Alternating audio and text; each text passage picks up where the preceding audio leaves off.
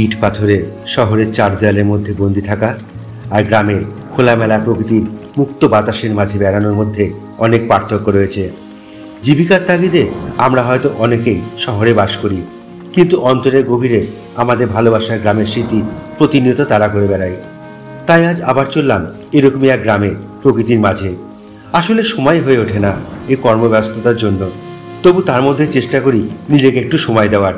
ভালো লাগে কখনো কখনো এভাবেই প্রকৃতির মাঝে হারিয়ে যেতে। তাই আজ আবার বেরিয়ে পড়লাম দেবীপুরের উদ্দেশ্যে। সঙ্গে থাকুন।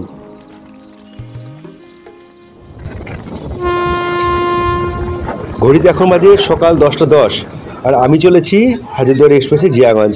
এই যে আমার ট্রেন ঢুকছে জিয়াগঞ্জ এখন, আর তো সময় লাগলো আমার 20 মিনিট মতো। আর এই যে নেমে পড়লাম জিয়াগঞ্জ স্টেশনে এখন আমি, আর ট্রেন আমার ছেড়ে বেরিয়ে চলে গেল লালগোলার দিকে। চলুন দিদি ভাই, একটু মুড়ি বানান, একটু ভালো করে মাখাবেন। হ্যাঁ, স্টেশনের বাইরে চলে এলাম এখন আমি, আর এখান থেকে আমাকে ধরতে হবে টোটো করে যাবো এখন আমি সদরঘাট। আর এই যে এখানে ডালপুরি বিক্রি হচ্ছে, খুব সুন্দর খেতে নাকি এখানে জিয়াগঞ্জ ডালপুরি। আর এখান থেকে টোটো ভাড়া করে এখন যাব জিয়াগঞ্জ সদরঘাট, কারণ ডাইরেক্ট দেবীপুর আমাকে কেউ নিয়ে যাবে না এখান থেকে। চলুন তাহলে যাই। আর এই যে নেমে পড়লাম এখন আমি জিয়াগঞ্জ সদরঘাটের সামনে। না দাদা, এখন খাবো না দাদা, পরে এসে ঘুরে এসে খাবো। আর এই যে চলুন আপনাদের জিয়াগঞ্জ সদরঘাটটা করে দেখিয়ে দিই, খুব সুন্দর করে সাজানো কিন্তু জিয়াগঞ্জ সদরঘাট। আর ওপারটা হলো আজিমগঞ্জ জংশন বা আজিমগঞ্জ সিটি। এটা দিনের বেলা যতটা সুন্দর লাগছে না, রাতে এর দৃশ্য আরও সুন্দর। কেন জানেন? কারণ বারাণসীর গঙ্গাতে যেমন গঙ্গা আরতি হয়, এখানেও ঠিক তেমনি রাতের বেলা কিন্তু খুব সুন্দর গঙ্গা আরতি হয়। কারা দেখেছেন জানি না, যারা দেখে থাকবেন অবশ্যই কমেন্টস করে জানাবেন কারা দেখেছেন এই জিয়াগঞ্জ সদরঘাটের গঙ্গা আরতি। আপনারা যারা হাওড়ার দিক থেকে আসছেন তাদেরকে এখানে আসতে হবে কিন্তু আজিমগঞ্জ স্টেশনে বা আজিমগঞ্জ জাংশনে। আর যারা শিয়ালদার দিক থেকে আসছেন তাদের আসতে হবে হচ্ছে জিয়াগঞ্জ স্টেশনে। এই জিয়াগঞ্জ থেকেই আপনারা কিন্তু আসবেন আমার মতো এইভাবেই। চলুন তাহলে এবার একটু বাইরে যাই, আবার যেতে হবে আমাকে দেবীপুরের দিকে। চলে এলাম আবার ঘাটের এই কাউন্টারের কাছে, আর আমাকে সোজা গিয়ে যেতে হবে বাঁ দিকে। ওখান থেকে টোটো পাবো আমি দেবীপুর যাওয়ার জন্য। দেবকুমার মণ্ডল, ফেসবুকে পরিচয়। উনি প্রায়ই এই দেবীপুরে ফটো পোস্ট করে থাকেন। তার ফটো দেখেই আমি ভীষণ অনুপ্রাণিত হই আর ঠিক করি এখানে আসব। তাই আজ চলে এলাম। এপারটা দেবীপুর আর ওপারটা হচ্ছে বড়নগর। বড়নগরের ভিডিও তো আপনারা আমার আগের ভিডিওতে দেখেছেন, যেখানে চার বাংলা ধাম আছে সেটাই। যাই হোক, নদীর ধারে এসে অনেক মাঝি ভাইদের সঙ্গে দেখা হলো। ডিঙি করে নৌকায় সব মাছ ধরতে ব্যস্ত এখন।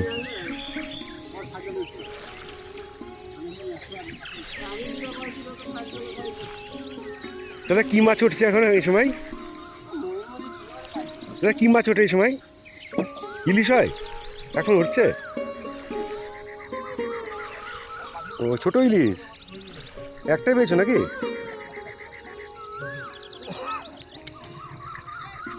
তাহলে চিংড়ি, গলদা চিংড়ি ফিংড়ি তো গঙ্গায় ওঠে। ও এখন ঘোলা জল তো এখন হবে না, এই জন্য। হ্যাঁ হ্যাঁ হ্যাঁ।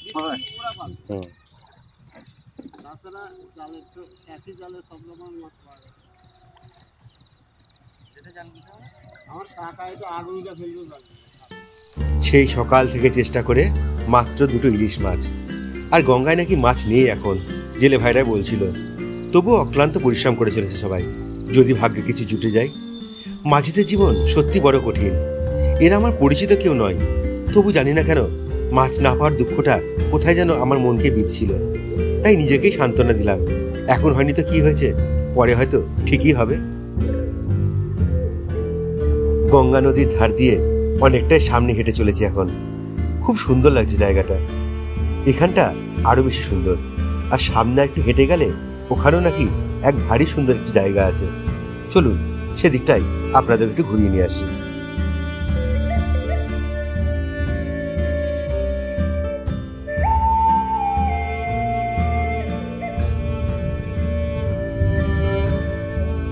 গঙ্গার ধারে এই সেই সুন্দর জায়গাটা দেখুন, কি সুন্দর একটা ফাঁকা মাঠ, আর তার মধ্যে এক প্রকাণ্ড বটগাছ রয়েছে। বেশ শান্তি লাগছিল এখানে দাঁড়িয়ে, কিন্তু আমি বেশ কিছুক্ষণ দাঁড়িয়েছিলাম এখানে। আর চারিদিকটা দেখছিলাম। এত ভালো লাগছিল এই দৃশ্য, না বলে বোঝানো যাবে না আপনাদের। বহুদিন ধরে, বহু ক্রোশ দূরে, বহু ব্যয় করি, বহু দেশ ঘুরে, দেখিতে গিয়েছি পর্বতমালা, দেখিতে গিয়েছি সিন্ধু, দেখা হয় নাই চক্ষু মেলিয়া, ঘর হতে শুধু দুর্গা ফেলিয়া, একটি ধানের শীষের ওপর একটি শিশির বিন্দু। রবীন্দ্রনাথ ঠাকুর এই কবিতাটি কেন লিখেছিলেন আজ বুঝতে পারছি। একটা সময় রবীন্দ্রনাথ ঠাকুর সত্যজিৎ রায়কে বলেছিলেন যে আজ এর মানে বুঝতে পারবি না, বড় হ তারপর বুঝবি। আমি ঠিক তেমনি, কত সত্যি, কত খরচা করে, কত দূর পাহাড়ে গিয়েছি, কত সমুদ্রে গিয়েছি, কিন্তু নিজের বাড়ির পাশেই এত সুন্দর সুন্দর জায়গা আছে, সেখানেই আসতে পারিনি।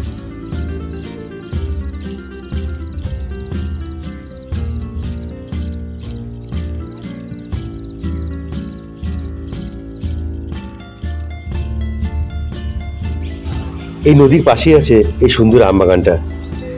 একটা দাদা বলছিলেন যে এখানে নাকি শীতকালে অনেকে পিকনিক করতে আসে এবং অনেক দূর দূরান্ত থেকে আসে। আর এই দেখুন, এটা কি মনে হয় রাম ছাগল মনে হয়। বাপরে, গায়ে কি গন্ধ, ওরে বাপরে বাপ।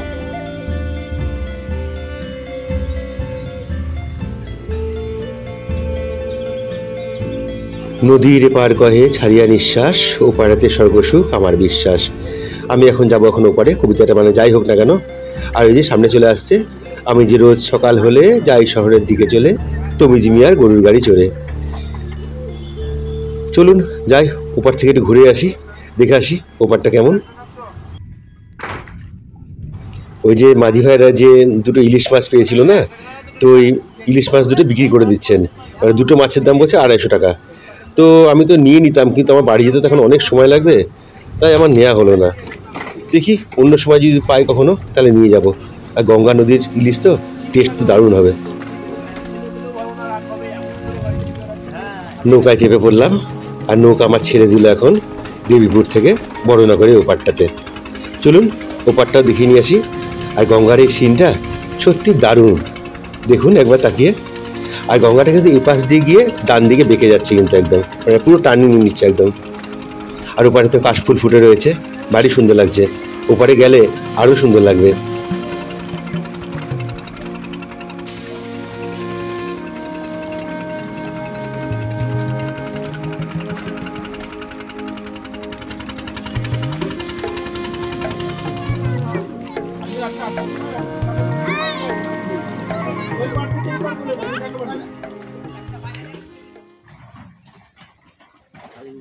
ওই যে ব্যাগ হাতে করে আসছে মাঝি ভাই, উনি মনে হয় মাছ দুটো কিনে নিলেন তখন ওদের কাছ থেকে। হ্যাঁ, মাছটা কিনে নিলেন তখন নাকি ওর থেকে। ও আচ্ছা আচ্ছা। কুমোর পাড়ার গরুর গাড়ি বোঝাই করা কলসি হাড়ি, কিন্তু কলসি হাড়ি নাই গরুর গাড়িতে, ফাঁকা গরুর গাড়ি। মনে হয় কোথায় খড় দিতে গেছিল। চলুন ওপাশেরটা যাই।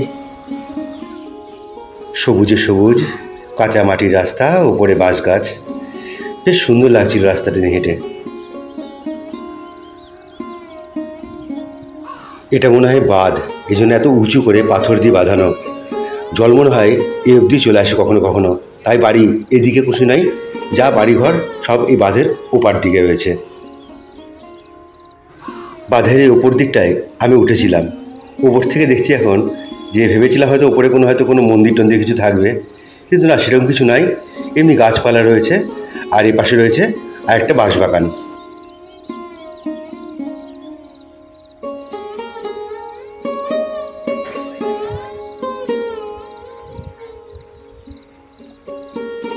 এই সরু রাস্তা এভাবে সোজা এঁকে বেঁকে চলে গেছে ওই কাশবনের দিকে। চলুন ওই কাশবনের দিকেই যাওয়া যাক। আর এটা মনে হয় রিভার পাম্পের কোনো একটা নৌকা ঢোকা হবে হয়তো।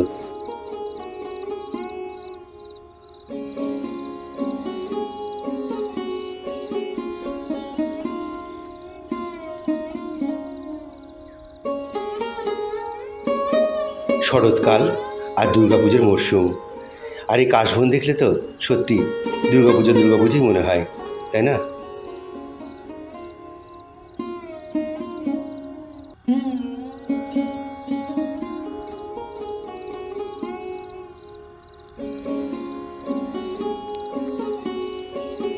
এখনো পর্যন্ত এখানে আসার পর থেকে কোনো মানুষজনের দেখা পেলাম না, সেই যা ঘাটে পেয়েছিলাম দেখা। আর এখানে এসে শুধু পাখির কিচিরমিচির শব্দ, আর দূর থেকে ভেসে আসা নদীর আওয়াজ।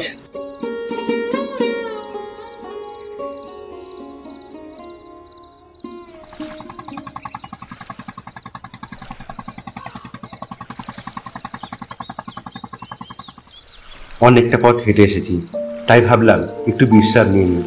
যেটুকু জল নিয়ে এসেছিলাম সবটাই শেষ হয়ে গিয়েছে। যাক সে কথা, এই মুহূর্তে গঙ্গা নদীর পাশে বসে বেশ শান্তি লাগছে। জনমানবহীন কোলাহলমুক্ত এই পরিবেশে নিজের সঙ্গে সময় কাটাতে বেশ ভালো লাগছে। নদীর কুলুকুলু শব্দ আর কিছু পাখির ডাক ছাড়া আর কোনো শব্দ নাই। অনেকক্ষণ বসেছিলাম, তাই ভাবলাম এবার একটু হেঁটে হেঁটে বাকি জায়গাগুলো একটু ঘুরে আসি। আপনারাও দেখে নিন একটু জায়গাটা কেমন। অবশ্যই কিন্তু কমেন্টস করে আমাকে জানাবেন কেমন জায়গাটা।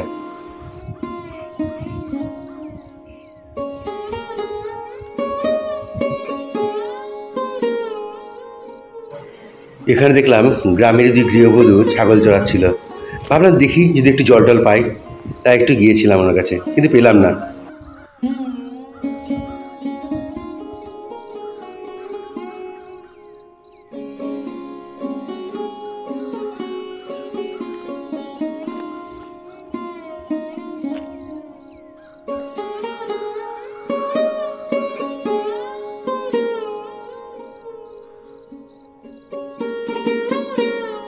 চলুন এপাশে গ্রামটা একটু যা হোক দেখলাম, বেশ ভালোই লাগলো। আবার যেতে হবে আমাকে ঘাটের ধারে। বটের ছায়া তলে গ্রামের মানুষদের আড্ডা।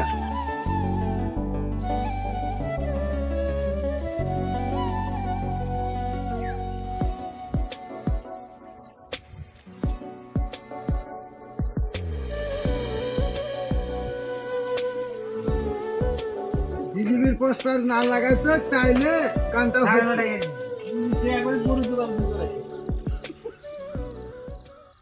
আবার চলে এলাম এপারে। আর এপারে গঙ্গার ধারে একটা সুন্দর শিব মন্দির রয়েছে। চলুন আপনাদের সেটাও দেখিয়ে নিয়ে আসি। এই হচ্ছে সেই শিব মন্দির।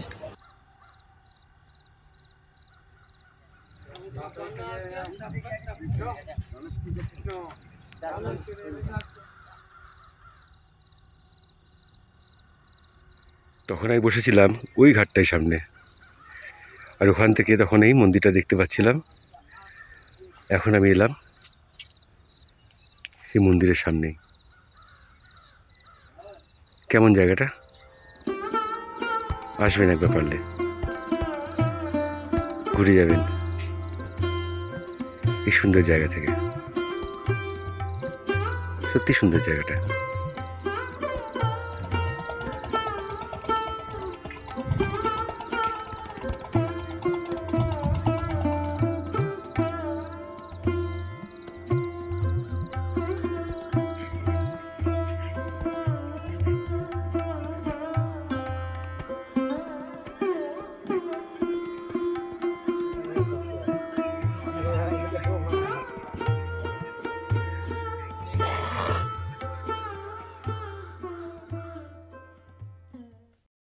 আজকের আমার গল্পটি ছিল এই পর্যন্তই। আবার আপনার সাথে দেখা হবে নতুন কোনো পর্ব নিয়ে, নতুন কোনো এপিসোড নিয়ে। আবার চলে এলাম জিয়াগঞ্জ স্টেশনে।